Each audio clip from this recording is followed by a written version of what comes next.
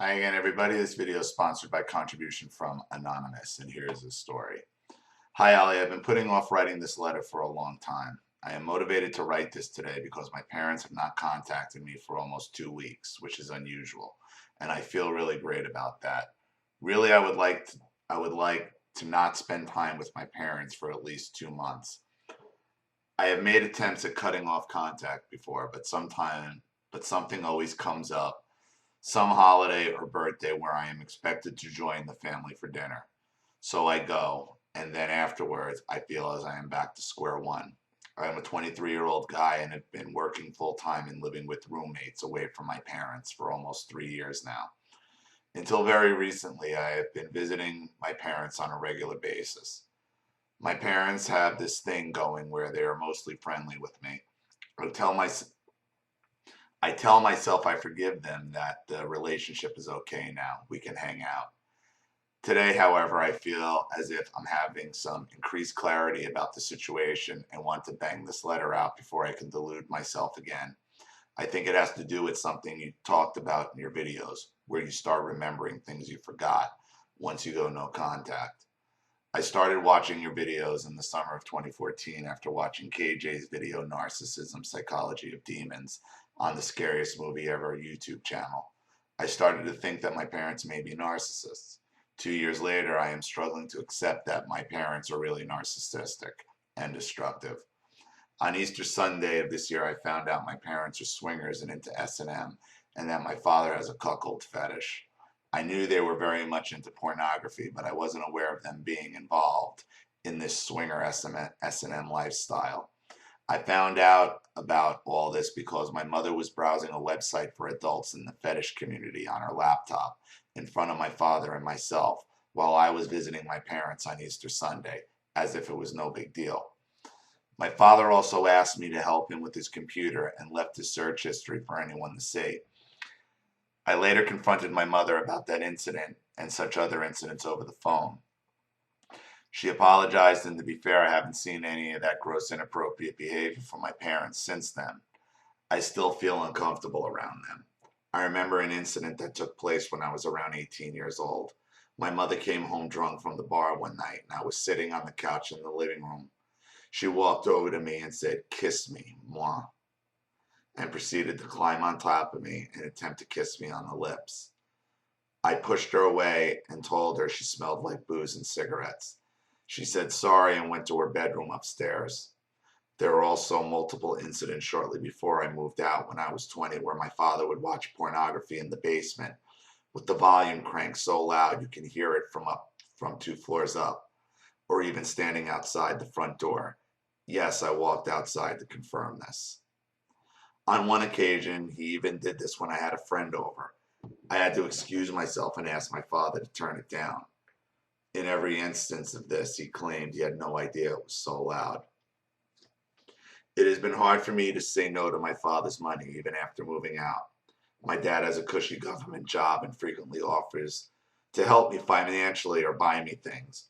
It's sometimes hard for me to pin my interest as being narcissistic in the way you often describe it, because nothing they do is overtly malicious. Oh, my parents is narcissistic. At least not in the past year or so.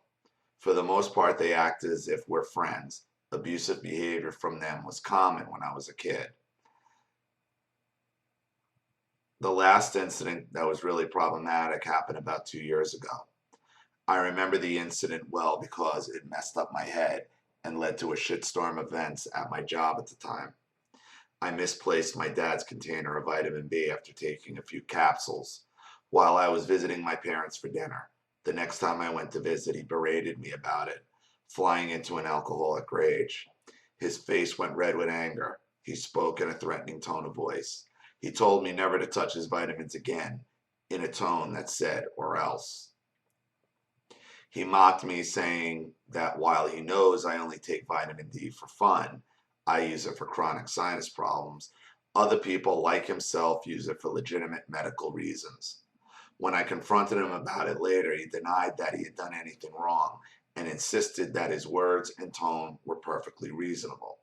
I used the word abuse, and he said he didn't think he did anything abusive, emphasizing that word, which tells me he knew he did indeed do something wrong.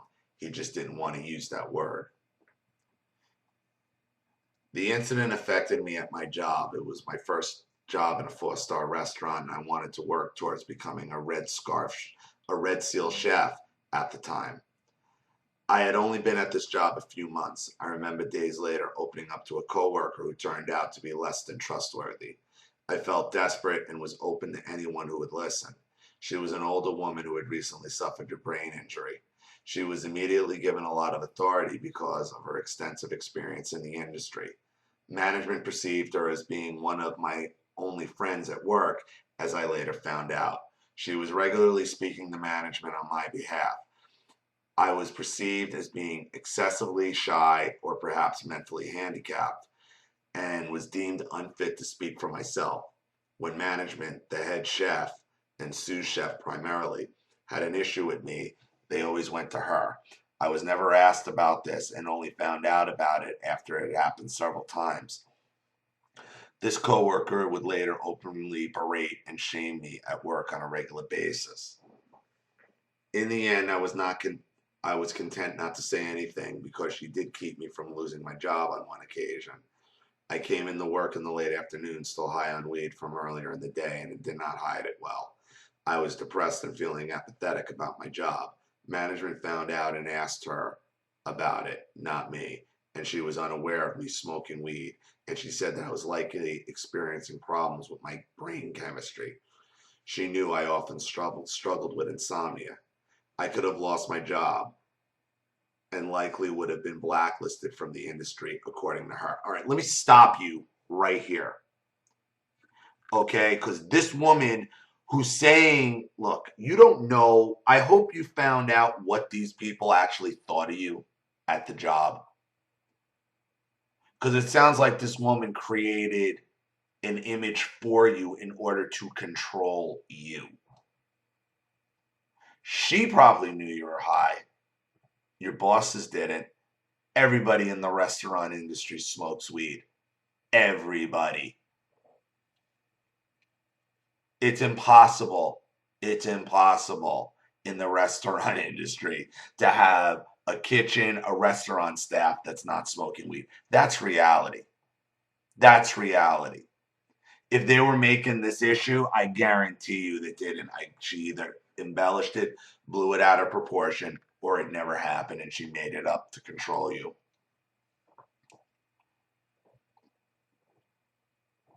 She later found out about my habits and lectured me about the incident, saying that I made a liar out of her. See, and there it is. See, now you owe her. Now you owe her big time. I don't buy this one bit. I don't buy this happened one bit. I can't say she was wrong to be upset with me in that particular instance. She was friendly at times, and other times she was rude and spoke in childish, condescending tone. Her behavior was unacceptable and confusing because at times she seemed to be for me and at other times against me, kind of like my parents. That makes sense given her condition, but she was given a lot of authority over me. And it's frustrating thinking about the way management facilitated her being my mentor, even though her behavior was erratic. My mother is diagnosed rapid cycling bipolar disorder, and my father is a full-blown alcoholic. My mother is also an alcoholic, although she vehemently denies it. When I was a child, my mother often flew into violent rages and unexpected rages, tantrums, and broke furniture. My father called it being on the warpath.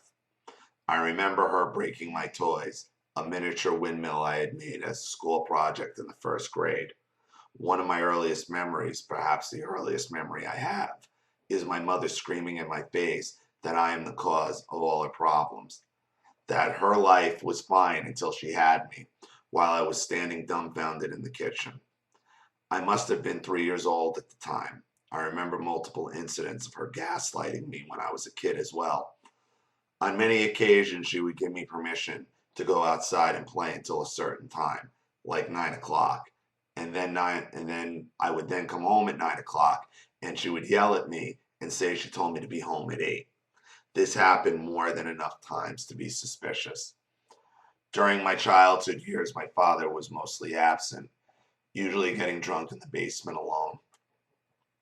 I remember when I was a little kid and liked playing with action figures, I would often ask him to play with me. He would always say no and say something like, adults don't do that kind of thing. So basically, he was telling me because he was a grown man and thus did not like playing with toys, he would not play with me. I do remember him being more involved with me, maybe after I was maybe 10 years old, taking me outside to throw a ball around, but he always seemed very distant. When I was a teenager, my father treated me like the scum of the earth, and I was never told why. He never even acknowledged my any wrongdoing. This was when I was around 15, 16 years old. Every day he came home from work and either ignored me or said hi in a pissed off, hostile tone in a response to my friendly greeting.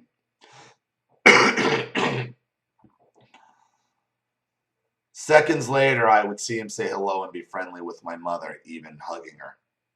This was all a manipulation and passive aggressive head games bullshit. He never told me what I did to make him so angry, and that disgusted me. I wondered for years about what I might have done wrong.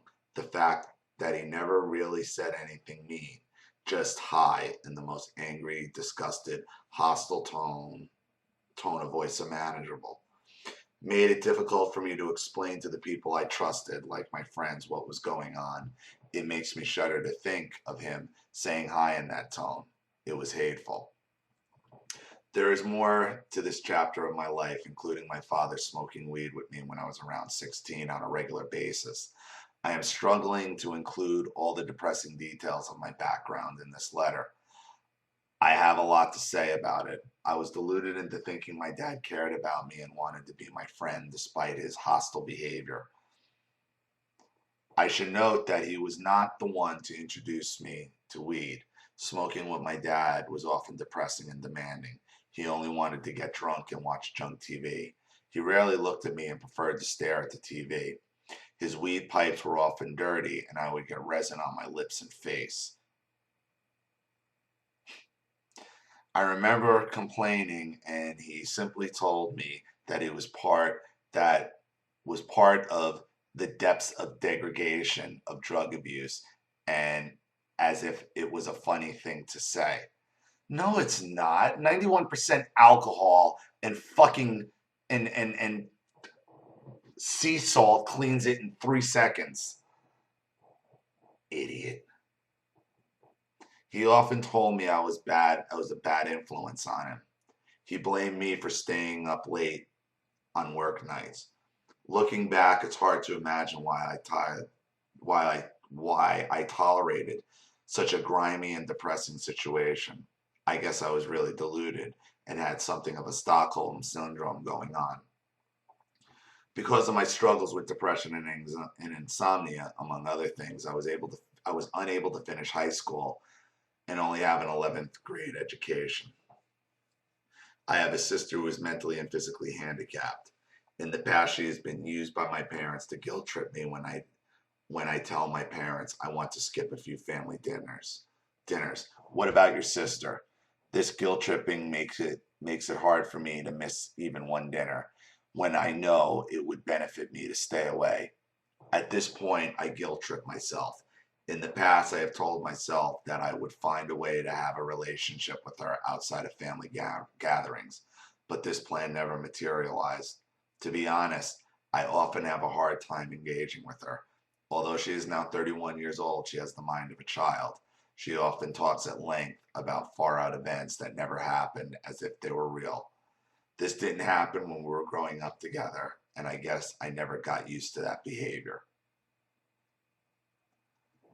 I had a birthday in May and received a bunch of money from my family as gifts, and my parents helped me buy an expensive gaming computer in June. I was excited about having a computer again after relying on my smartphone for 2 years. However, leading up to my birthday, I was nervous about accepting gifts and money from my parents. I was overwhelmed thinking about the details of how to refuse money and gifts. In the end, I decided to stop caring about it and accepted their money to put towards the computer. The day I bought the computer, I was having second thoughts about it. I had met my mother for lunch and she agreed to help me transport the computer as I do not drive. I told her I was having mixed feelings about it and she pressured me into buying the computer anyway, repeating to me over and over, "I think you're making the right decision." I'm frustrated with my mother for pressuring me into spending all my savings on the computer, although in her mind she probably thought she was being helpful by not putting pressure on me. I know that I am the one responsible for my decision, but I get really frustrated when I remember her pressuring me to spend all my savings, over $1,000 immediately, not even taking one more day to think it over. I hadn't had that kind of money in more than 2 years. I also felt conflicted about having things my parents bought or helped me to buy in my home. If I think about it for too long, it really bothers me. I have a strong sense of pride and would like to say that I bought all of these things myself. I have been seeing a counselor off and on for some time now. Initially, he was very understanding about narcissism, but he is against the idea of no contact and considers it an extreme response to rather than a realistic one. I saw him a couple months before my birthday talking about refusing my parents' money and was supposed to follow up with him closer to that date. I decided not to. Looking back now, I wish I had. I feel I should include a bit more into about myself so I can get advice appropriate for my situation. I currently work at a fast food style salad restaurant, fast casual or whatever you want to call it. After my job at a 4-star restaurant, I wanted to get away from such a stressful environment. They fired me after a year of working there, saying I did not progress enough while I was there. The job I have now is better and I am treated well, but I often have the feeling of coasting. I feel I held back my struggles with I feel held back by my struggles with depression and insomnia. I am often late for work and feel really embarrassed about it. Every night this week I have been falling asleep around 5 a.m. in the morning to go to work hours later at 11 a.m. I think I think I have a good opportunity now to do something about the situation with my family and get some real peace of mind. I should note that I do believe in God and believe the Bible, although I'm not religious in the sense that I do not go to church. I believe in I believe in having a one-on-one relationship with God. I have a few close friends who I can talk to about narcissistic abuse. My closest friends have all seen your videos and encouraged me to go ahead with reaching out to you. I'm a bit of a movie buff into gaming, nerdy about music. I like mainly post-punk, alternative, and hip-hop. I often beat up on myself for not spending enough time reading books and studying. While fighting depression on a daily basis, I feel pulled towards escapism. I think my desire for escapism leads me to spend my time in ways that are unwise. Another factor in my situation is my parents' relationship with my grandparents on my dad's side. They live a block away from my parents and often visit with each other and drink. I have a hard time accepting the fact that I could become a pariah within my own family and not the one person who will understand my motivations should I go no contact. I would likely be shamed, guilt tripped, and despised. Any thoughts you can share would be greatly appreciated.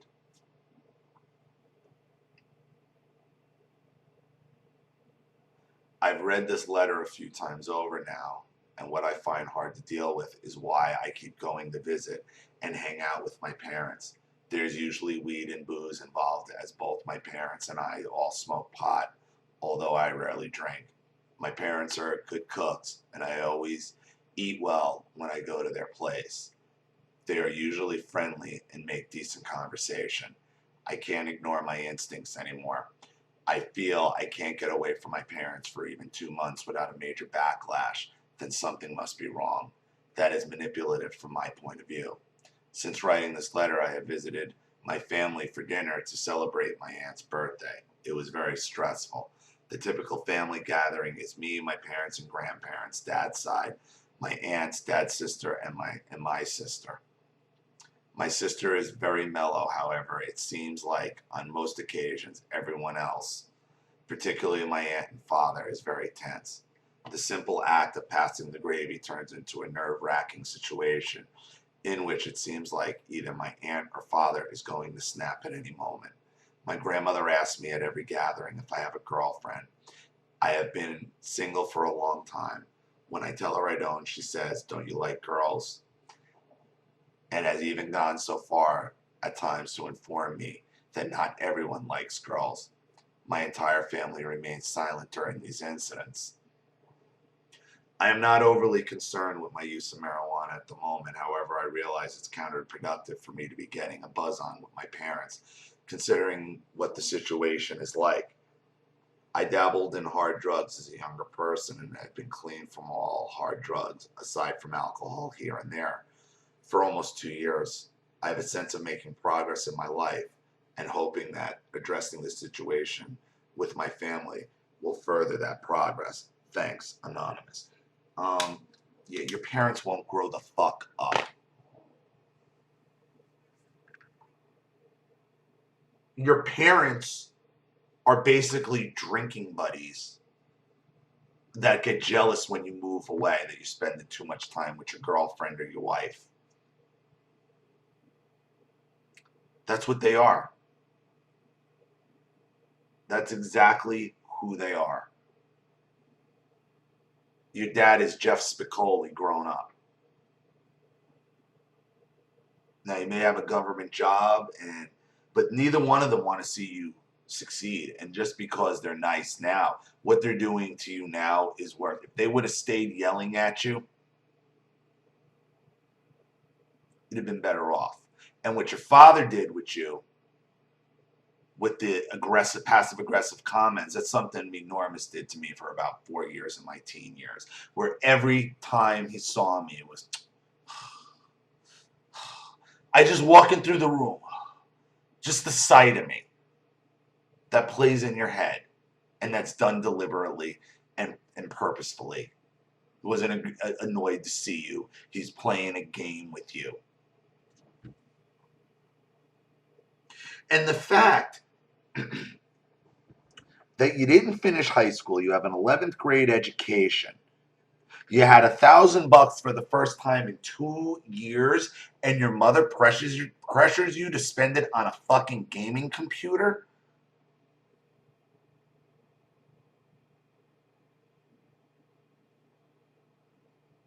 You couldn't come up with like 100 other things off the top of your head that you could have spent it on? If you needed a computer, just go to Walmart and get one for 300, get a laptop for $300. How is a gaming computer helping you in your future? Your parents are narcissistic party animals. So when you were younger, there was this jealousy thing. Your father really couldn't do much with you until you were old enough to friggin' smoke weed with. Shouldn't be going smoking weed every weekend with your parents. You should be smoking weed with your friends at 23. With your girl, with a girlfriend, whoever you want to be with. What are your parents living in old school? Is your dad Frank the Tank or Jeff Spicoli? And it figures he's got a government job. Just goes to show you, government workers, man, fucking useless. Look, man, you're going to have to stand up for yourself and figure out what you want in life. You're 23 years old. You don't drive. You're dependent on your mother. You're letting your mother decide to spend $1,000 you should have never have spent. This is your mother, who have money. Does that sound like a parental decision for you? Does that sound like a woman who's thinking what's best for her son?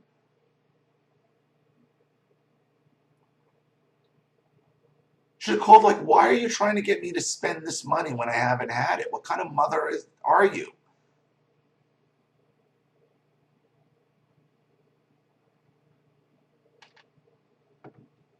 swinging from both of them. Obviously, your mother was on the fetish site this time, which is what I said. Don't think there's not women into this, because there is. Sometimes you got to grow up and cut out your narcissistic friend parents. This is the guy who won't grow up. This is the friend, that stereotypical friend that won't grow up. When you try to move on with your life and they tell you you're selling out or you're not spending enough time with them and they're guilty, and what about our friendship? Well, now this is your parents doing it. And you need to stop this right now. Okay? Because you're going to be susceptible to it over and over again. Every time you meet a new group of friends, they're going to do this to you, because that's what you need to put your foot down and figure out and say, what do I want to do with my life? Do I want to work at a fast food joint forever? What do you want? It's like, you need to really consider what your future is. Because like you said, you're languishing, and you're not languishing because of the marijuana, because of weed. You're languishing because of these fucking losers. Loser friends who, when your parents are loser friends who drag you down. Sometimes you just got to drop your loser friends. And maybe maybe you can get away with not going no contact by just calling them out. Say, I don't need loser friends, I need parents. But I don't need to be guilted in here and hang out with you when I'm trying to live my own life. And the response to your grandmother, when she says that to you, say, it's kind of hard to meet a girlfriend when you constantly have to come over, okay, and party with your parents. $1,000 on a gaming computer for a son who never graduated high school and was working at a fast food joint. If that isn't a decision, some dickhead friend, that dickhead friend who never grew up would tell you and make for you in your life, I don't know what is. Realize when your parents are narcissistic party animals who won't grow up, and why it's bothering you, and why it's been bothering you for so goddamn long. Because you know it's not right. And you know you need to move on. You need to make a stand, and you need to call it out for what it is. I'm not your friend. I'm your son. You got enough people to party on with. Let me live my own life. And they may not do that. So you may have to go no contact. And it doesn't matter if you're ostracized from your family. Not one member of your family will stand in and say, what are you doing getting this kid to spend $1,000 and doing all this shit? Who cares if you're ostracized by your abusers? It's the whole point of going no contact. It's to give 0 fucks. So, thank you for your contribution. Thank you for your story. I really appreciate it. Thank you to everybody watching. Please leave any opinions or advice in the comment section below. And again, if you want your story read on the channel, you have a narcissist you'd like to expose, or a topic you'd like me to cover, you know what to do with the PayPal and my email links in the description box. I'll have the video right back to you. This is Ollie Matthews. Thanks for watching. See you all again soon.